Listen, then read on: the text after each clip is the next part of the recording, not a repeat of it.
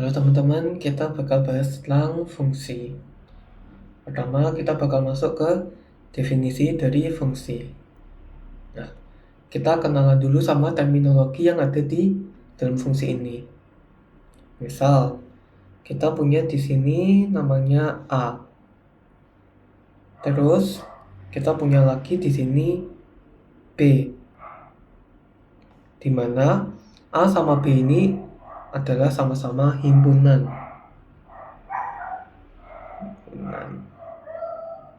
Nah, misalkan kita punya anggota di sini 1, 2, dan 3. Di sini kita punya A, B, dan C. Nah, kita bakal bahas tentang bedanya relasi dengan fungsi. Nah, kita tahu kalau misalnya di temenan itu relasi itu ya udah kamu bebas temenan sama siapapun. Yang kita lihat di sini itu si A sama si B. Nah, jadi relasi itu ya kayak suka-suka aja. Si A bebas temenan sama siapapun.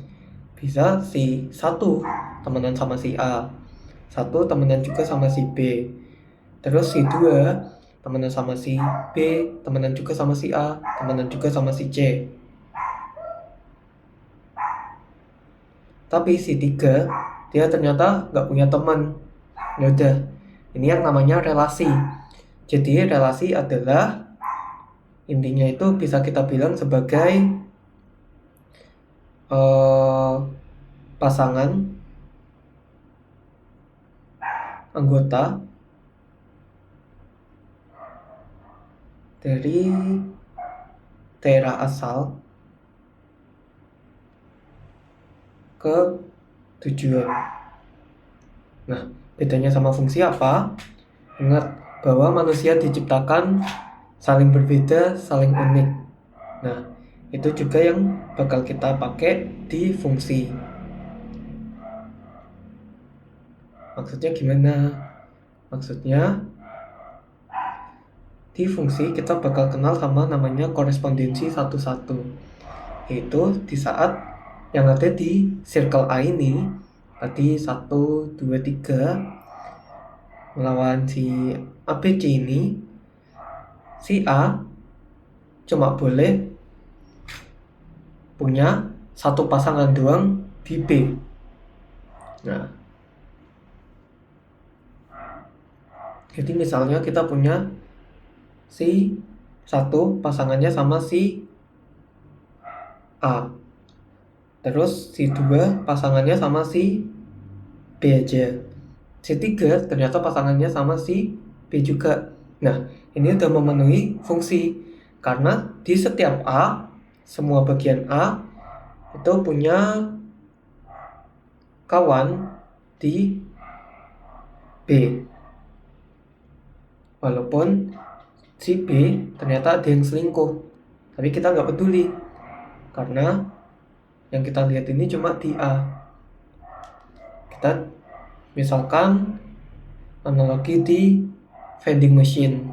Nah, kita tahu misalnya di sini ada cola, di sini ada Fanta, di sini ada Sprite, di sini lagi ada cola lagi, Fanta, Sprite. Nah, ini misalnya 1, 2, 3, 4, 5, 6. Ketika kita input angka 6, yang muncul pasti Sprite, dan itu Sprite doang. Tapi ketika kita input angka 3, itu juga muncul Sprite. Tapi ini tetap dibilang sebuah fungsi. Karena setiap kita mencet nomor, apapun nomor itu, anggap aja di sini nomor X, hasilnya pasti ya tertentu yang sesuai sama si X itu. Nah, jadi intinya fungsi adalah pasangan anggota dari daerah asal ke tujuan atau sama aja sebenarnya, yang dimana anggota asal punya tepat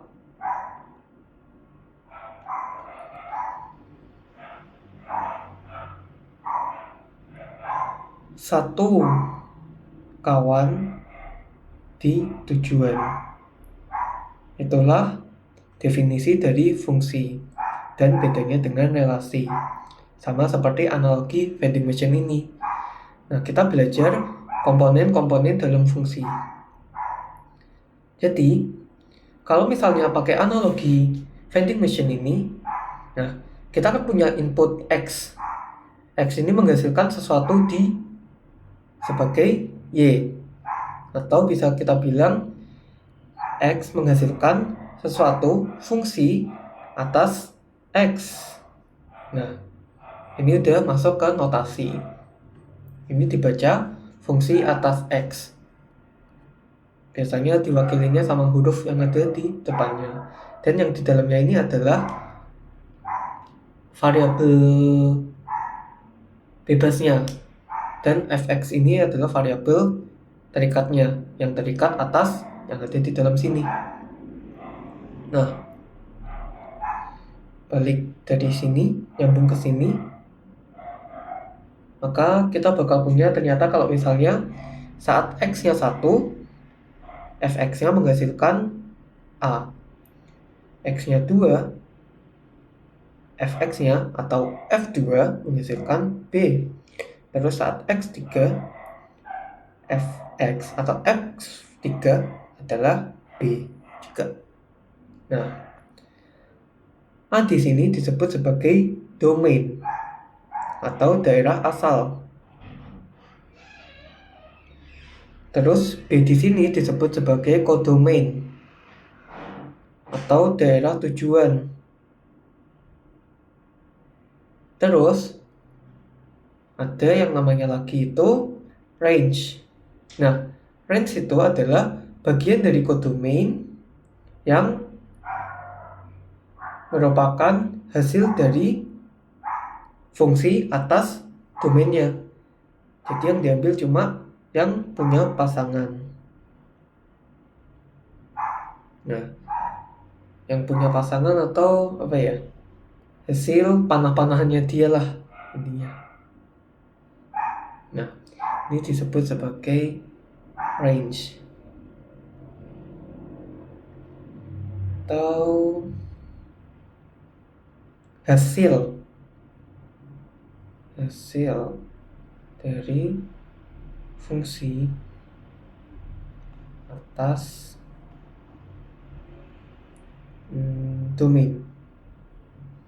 Nah, di sini si C nggak masuk di dalam range-nya karena bukan hasil dari fungsi atas domain yang merupakan 1, 2, 3 ini. Gitu. Nah, ada notasi-notasinya. Jadi, daerah A tadi itu kan domain. Notasinya itu df. Dan df itu adalah setiap anggota X sedemikian sehingga fungsi X terdefinisi di bilangan real. Nah, nanti kita bakal nyari fungsi atas X ini terdefinisinya di mana aja. Terus kita bakal dijabarin di sini. Ini X yang memenuhi. Atau X yang membuat fungsi atas X ini real juga. Atau terdefinisi. Terus kita punya tadi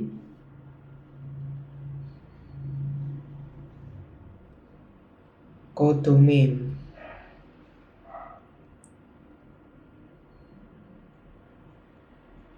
Codomain itu daerah tujuan. Nah, daerah tujuan doang aja. Nah, tapi di C atau bagian anggap aja ini namanya C gede ya. C besar, range.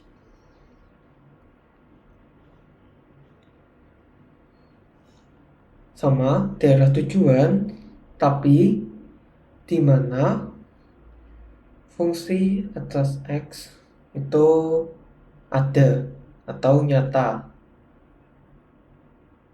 atau hasil dari fx atas domainnya tadi atau hasil fx-nya.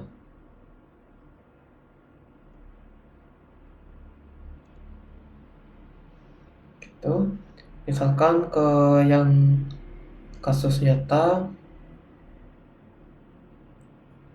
misalnya kita punya fungsi x itu adalah x kuadrat.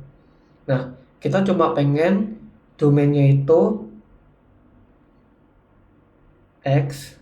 Nah, ini untuk x yang merupakan bilangan bilangan asli. Bilangan asli itu kalau nggak salah bilangan yang mulai dari 0 terus bulat. Jadi nggak mulai dari 0, itu cacat. Bilangan asli berarti 1, 2, 3, 4. Jadi kita punya domainnya itu x adalah bilangan asli. Jujur aku lupa notasinya gimana. Terus kita punya kodomainnya, karena kalau kita gambar di Cartesius itu kan fungsi x kuadrat itu jadi kayak gini, semua bilangan positif dilalui.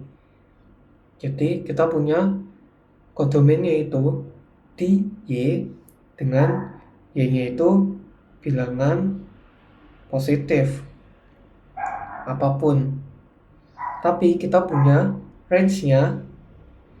Nah, kan di sini kita cuma ngambil bilangan asli, berarti cuma ngambil 1, 2, 3, 4. Maka hasilnya juga bilangan asli. Maka kita punya range-nya itu adalah ya x kuadrat itu tadi, tapi x juga bilangan asli. Karena kita punya hasilnya itu 1, 4, 9, 16.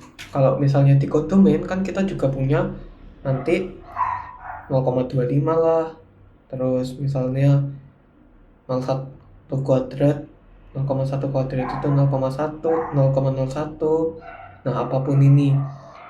Kan ini bilangan yang bukan bilangan asli. Jadi nggak bakal termasuk di dalam range-nya ini. Jadi range itu sebenarnya lebih sempit daripada kodomain. Bisa lebih sempit, bisa sama aja. Tapi nggak mungkin range itu lebih besar cakupannya daripada si kodomain. Nah, karena kalau kita gambar kayak tadi, ya kalau misalnya kosongan ini domain, terus kita petain ke kodomain, maka range-nya itu cuma ada di dalam cakupan kodomain ini. Nggak mungkin range-nya melebihi kayak gini, nggak mungkin gitu.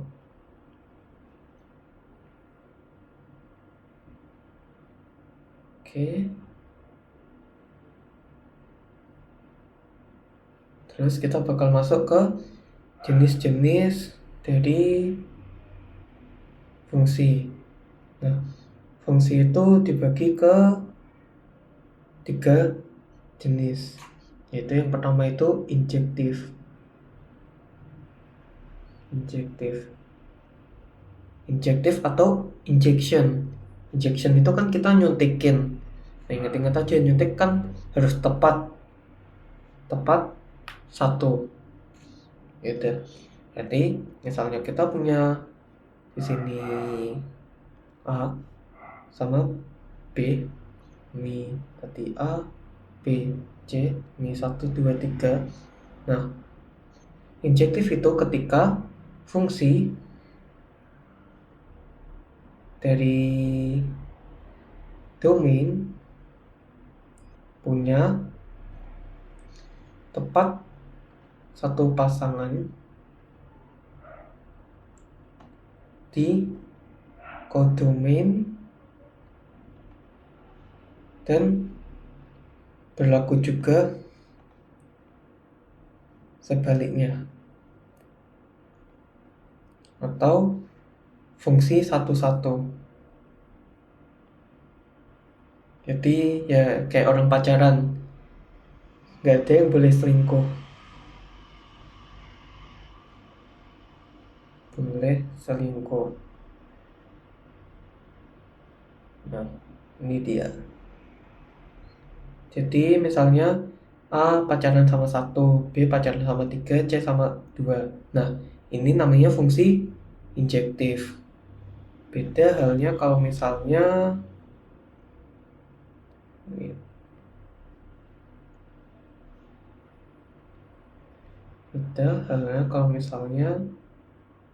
ini si A, ini B. Oh ya, ini tetap ada yang boleh jomblo. Misalnya di sini ada 4. Beda kalau misalnya ini A, ini B, terus di sini cuma 1.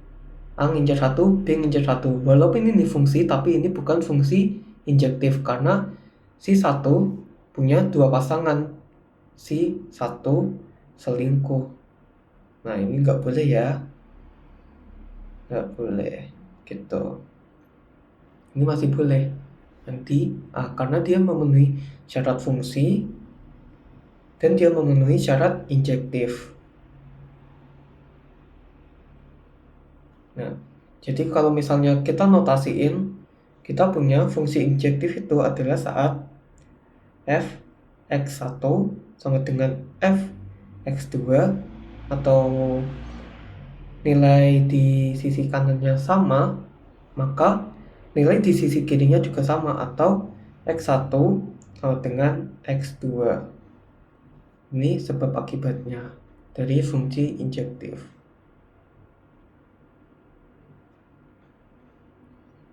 Kemudian kita punya yang kedua itu fungsi surjektif.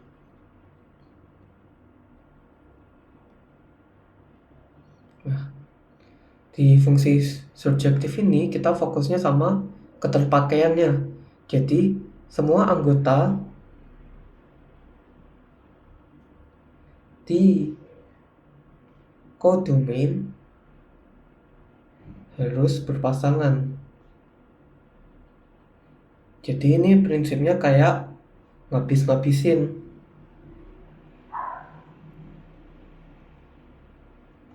Jadi di P nggak boleh ada sisa.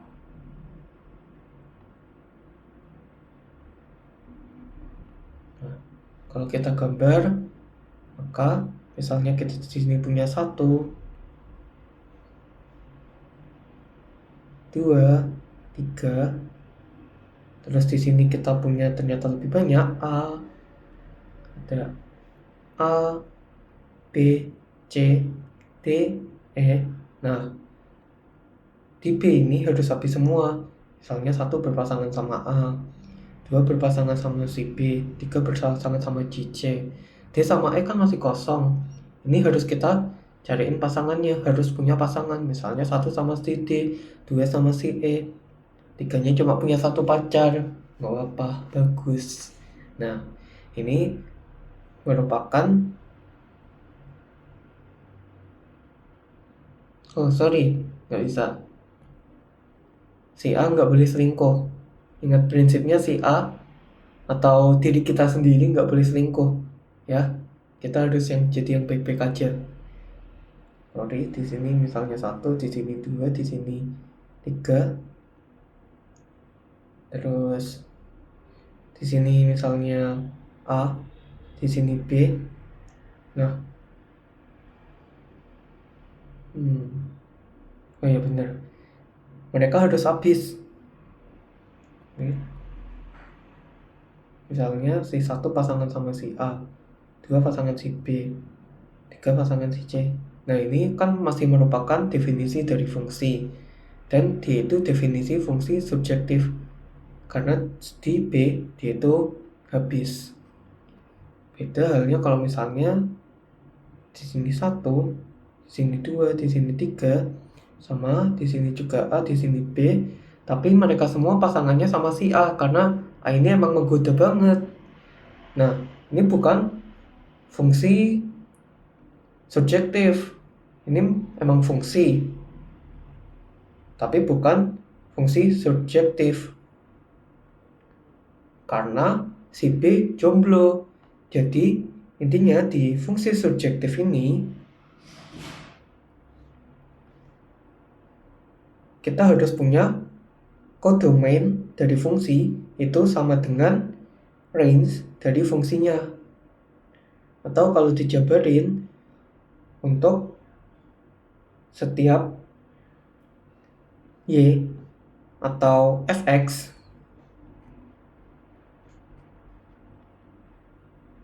yang merupakan anggota dari B punya X yang merupakan anggota dari A. Sedemikian sehingga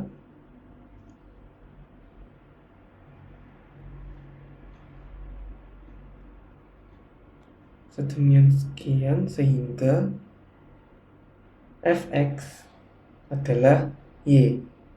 Nah, yang mengakibatkan kodomain dari F itu sama dengan range dari F. Ini fungsi surjektif. Maaf guys, tadi ada sedikit kesalahan. Wajar, namanya juga manusia, bukan nabi boy. Nah, terus kita bakal punya fungsi bijektif. Kayak namanya B. B kan artinya 2. Jadi dia memenuhi syarat fungsi surjektif ditambah syarat fungsi injektif. Yang mana kodomain sama dengan range. Terus di injektif itu satu-satu. Jadi Fx 1 sama dengan Fx2 sedemikian sehingga X1 sama dengan X2. Dua syarat ini harus dipenuhi. Nah, jadi semua anggota kodomain punya pasangan. Ditambah pasangannya harus setia semua. Jadi ini intinya kayak apa ya? Kayak grup antar rumah tangga gitulah. Semua anggotanya punya pasangan tapi harus satu-satu doang pasangannya. Gitu guys. Misalnya di sini kita punya 1, 2, 3. Di sini kita punya A, B, C. 1, 2, 3. Nah, ini merupakan fungsi benar injektif, masing-masing punya satu benar, dan surjektif di kodomain habis benar. Nah, jadi ini kesimpulannya adalah fungsi bijektif. Nah, kita bakal punya ternyata jumlah anggota dari himpunan A atau NA bakal sama kayak jumlah anggota di himpunan B. Ini adalah ciri-ciri dari fungsi bijektif. Karena itu tadi, karena di B pasti habis dan di B pasti pasangannya satu-satu. Jadi apa yang ada di sini pasti punya satu di sini dan jumlahnya sama. Jadi kita bakal punya range dari fungsi itu sama dengan kodomain dari fungsi, sama dengan juga domain dari fungsi. Nah, ini adalah syarat dari fungsi bijektif gitu. Oke. Nah, jadi kita udah belajar tentang definisi fungsi sebagai aturan yang memetakan atau memasangkan setiap anggota domain dengan tepat satu anggota di kodomain sebagai range atau hasilnya. Dan kita belajar tadi notasi yang biasa dipakai itu X kita petakan sebagai fungsi atas X, itu bacanya, atau sama dengan Y. Terus kita belajar domain fungsi itu yang membuat fungsi X terdefinisi atau termasuk bilangan real. Terus kodomain F itu semua anggota Y. Range F itu Y dengan syarat fungsi dari X. Nah, terus kita belajar lagi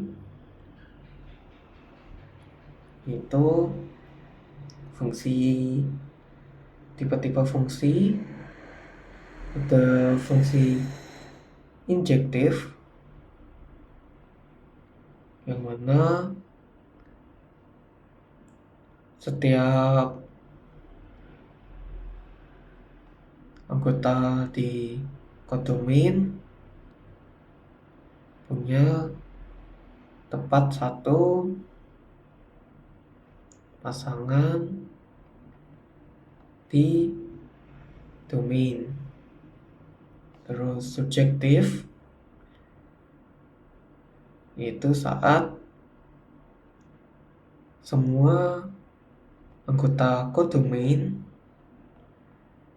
berpasangan.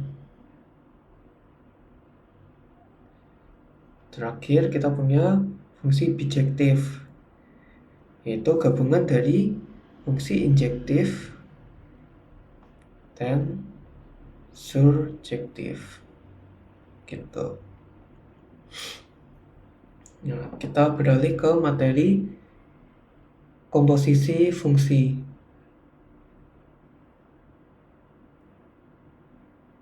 Misal kita diberikan, tadi kan lingkarannya cuma ada 2 dari asal ke tujuan.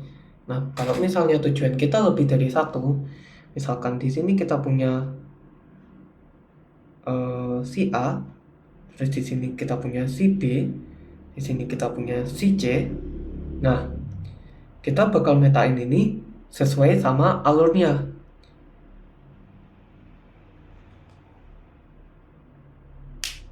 Misalkan kita di sini punya X, dan di sini kita memfungsikan dia terhadap F, maka hasil di B itu adalah Fx. Nah, maka kita punya domain si B itu adalah X yang membuat si B atau Fx terdefinisi.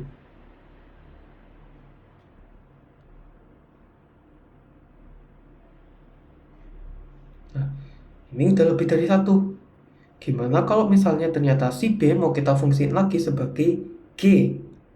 Nah, maka tinggal ditulis saja. Karena fungsinya adalah fungsi G, dan fungsi G ini kita petainnya terhadap B, jadi B di sini sebagai domain dan si J sebagai kodomain, maka kita punya range-nya yaitu si G adalah fungsi atas si B. Nah, si B tadi ternyata adalah fungsi terhadap si X. Maka kita bakal punya di J ini G, F, X. Nah, ini kan kita baca sebagai G fungsi atas F fungsi atas X. Jadi yang dikerjain lebih dahulu adalah yang di dalam, yaitu si Fx. Baru kita bisa ngerjain yang si G.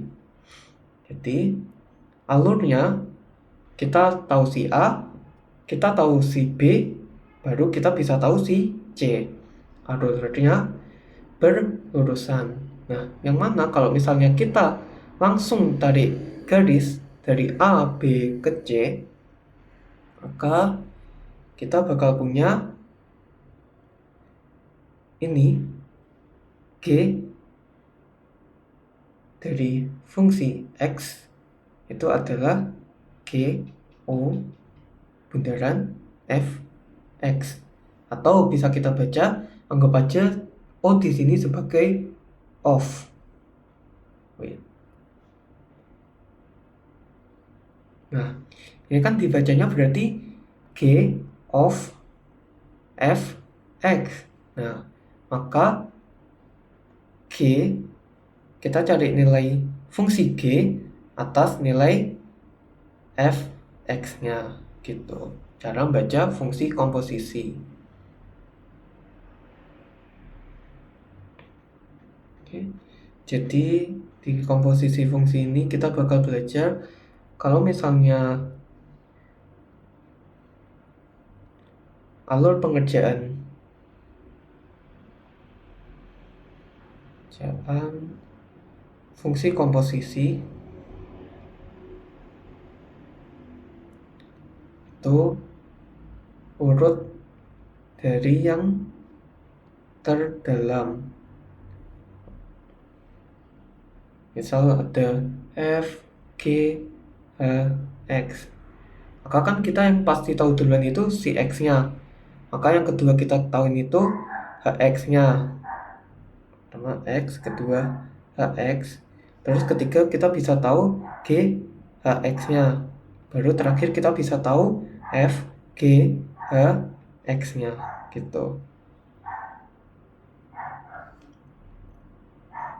Nah, terus di sini kita berarti kan bakal punya domain dari si C itu adalah si B atau Fx, sehingga G Fx-nya terdefinisi. Maka kita punya syarat kalau misalnya domain C itu harus adalah range dari B. Domain C sama dengan range dari B.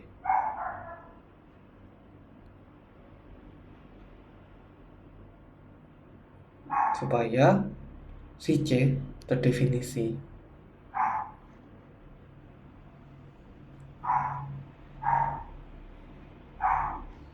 Nah, kedua kita punya cara baca komposisi. Kita anggap aja O itu off. Maka kita punya ya kayak tadi.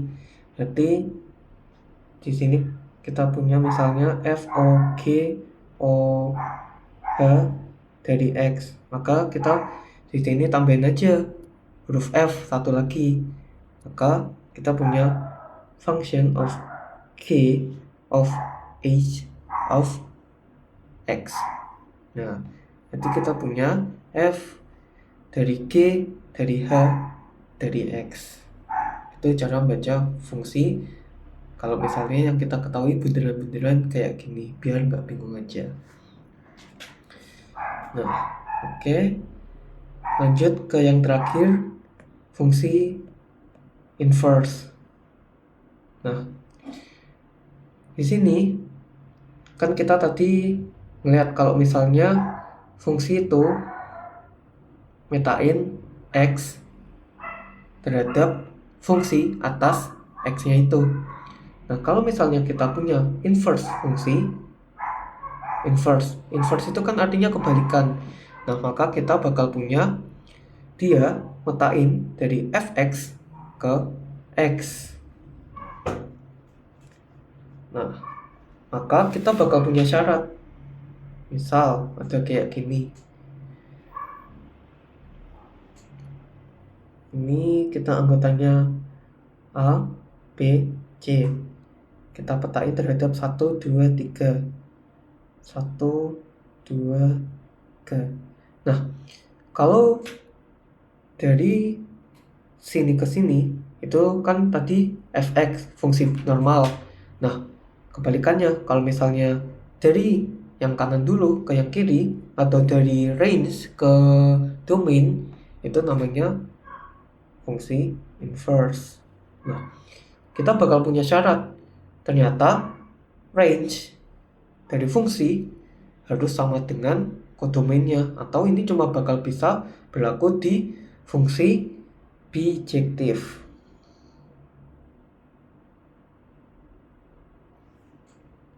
Nah, kita punya syaratnya, berarti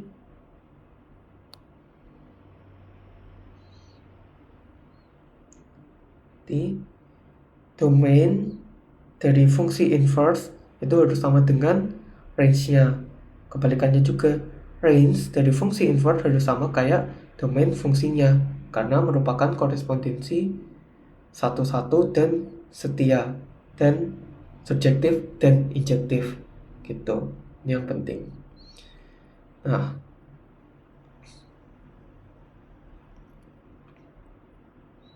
jadi kita tadi punya, kalau misalnya fungsi biasa memetakan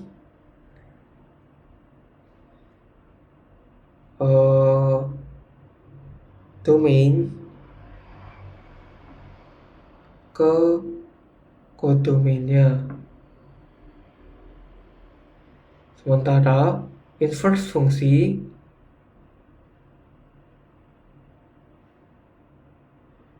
memetakan, ini hasilnya tadi, hasilnya range, memetakan range fungsi ke kodomainnya.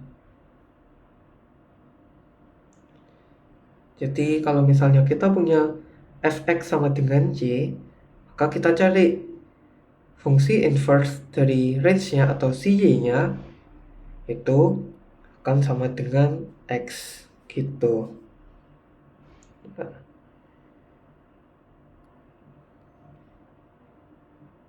Jadi misalnya di sini kita punya fungsi x sama dengan 1. Nah, kita kan bakal punya y-nya sama dengan 1. Maka kalau kita mau nyari siapa sih yang membuat y ini sama dengan 1, maka kita cari fungsi inverse 1 itu sama dengan apa? Ternyata sama dengan si A gitu. Itu dari contoh si inverse fungsi. Nah, oke. Kayaknya segini dulu ya. Oke, terima kasih. Semangat teman-teman. Yeay.